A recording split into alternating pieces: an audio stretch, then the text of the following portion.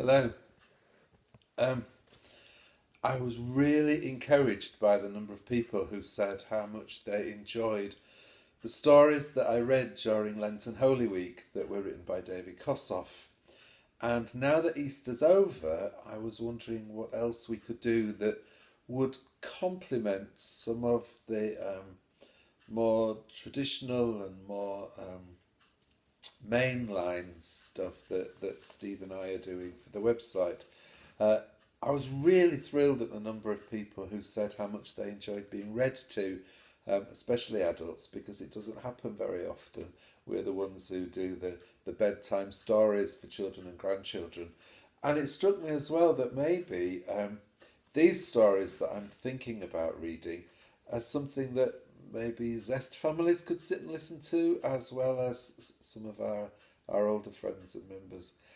So I'm not going to over-egg the pudding, don't worry. I'm not going to do it on a regular basis, but I thought maybe every week or 10 days or so, it would be nice to read some of these stories to you. These are very different from his Book of Witnesses. These are Bible stories, mainly from the Old Testament, just retold in his style. And if it doesn't float your boat and you really don't like it, please let me know. But hopefully you will, and we'll see how we go. It starts at the very beginning, which always seems like a good place for a story to start. So these are the Bible stories retold for us by David Kossoff. I wonder if you can imagine what it's like to have no possessions at all. Nothing. Not even the language of the country that you've just arrived in as refugee. Although sadly in the world there are many, many people who would be able to tell us now, thousands of men, women and children who from their own experience could tell us what it's like to have nothing. But to understand this first story in the Bible, we have to imagine something 100 times harder than that. Not just to have nothing at all, but a time when there was nothing at all. Absolutely nothing. The very beginning of time. The dawn of history. Page 1. Zilch. The earth, as the Bible itself so beautifully puts it, without form and void, only the Spirit of God moving over the face of the waters. An emptiness. A formless, dark, endless waste of water. No living thing, no plant or tree or bird, nothing. Only God. The Bible tells us a million stories of what God did later, about miracles and mighty happenings and small matters, judgments and punishments, second chances, endless forgivenesses, grace, mercy beyond counting, all to do with people. But this is before all of that, before people, before anything at all. Just a void and God. God had done no miracles, made no judgments, punished nobody, nobody to punish, or judge, or forgive, or show mercy to, or love. No seas to part, no bushes to burn, no tablets of law to throw down, no slaves to free, nobody for God to bless or arrange a miracle for or make a profit of. Nothing. Just nothing. It must have been very dull for God. I've thought so since I was a child. You see, I was the sort of child who'd liked to think like that, and I once asked a very learned uncle why God had made the world. My uncle thought very hard, and my aunt too. They were both very clever people. And then my uncle said, well, he had to do something to occupy himself.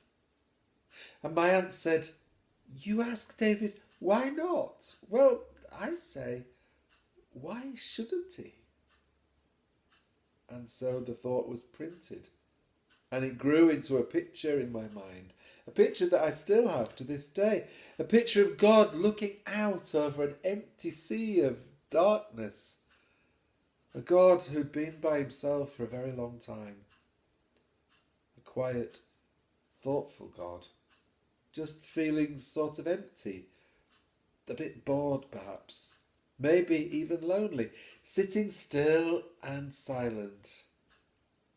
And then suddenly thinking, I know, I'll make a world. Well, I need to do something to occupy myself, so why not? Mind you, before God started to make the world, he gave it a lot of thought. It was a big job. Not much to go on. No previous experience in such work. No really good materials either, actually. Just a vast midnight, always dark, covering a great waste of nothing but water. Right, said God. First things first, some light to work by. Let there be light. And there was. Pleasant effect, thought God, and he turned it on and off a few times.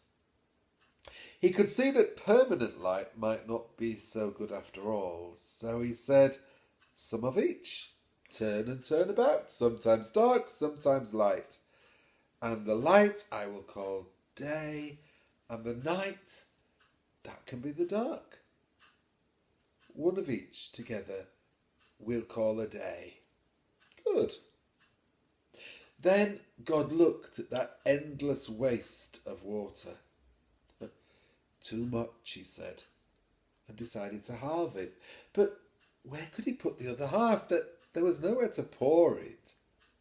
So he pointed upwards, and the water heaved and bubbled and boiled and lifted up to create this gorgeous roof over the water below. There was every colour, every kind of cloud. God looked up. I'll call it heaven, he said. It looks beautiful. A nice place to live. And so he moved in. And above, God could see everything. No different from today, really, except that there was less to look at.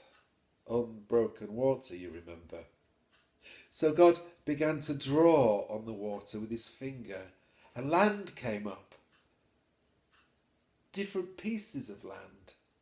I know, God said, we'll call that earth, and all the water we'll call the seas.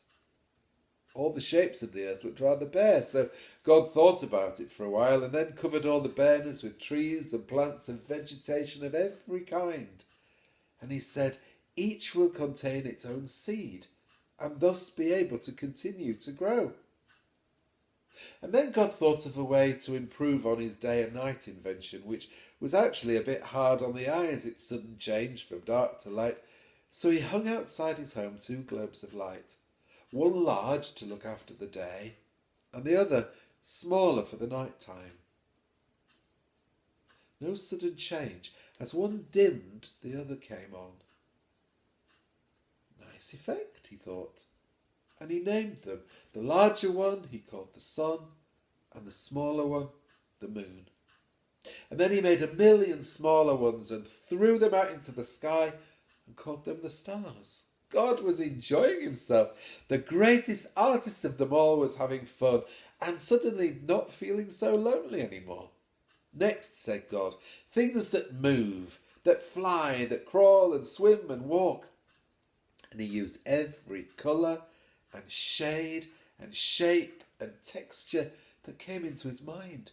Huge, great big sea monsters, tiny birds, exquisite insects, dancing, delicate creatures and slow, heavy ones. Nothing was forgotten, not a feather, not a fin. And remembering his arrangement with the plants, he gave to the living things their seeds too. Multiply, he said, fill the seas and the land and the sky. There's plenty room. God was so pleased with his work. But he still had this feeling of loneliness, of something still to do. He sat down looking into a calm lake at his own reflection. And then he knew, and he smiled. That's it, he said. I'll make someone to talk to. I'll make a man. He can look just like me.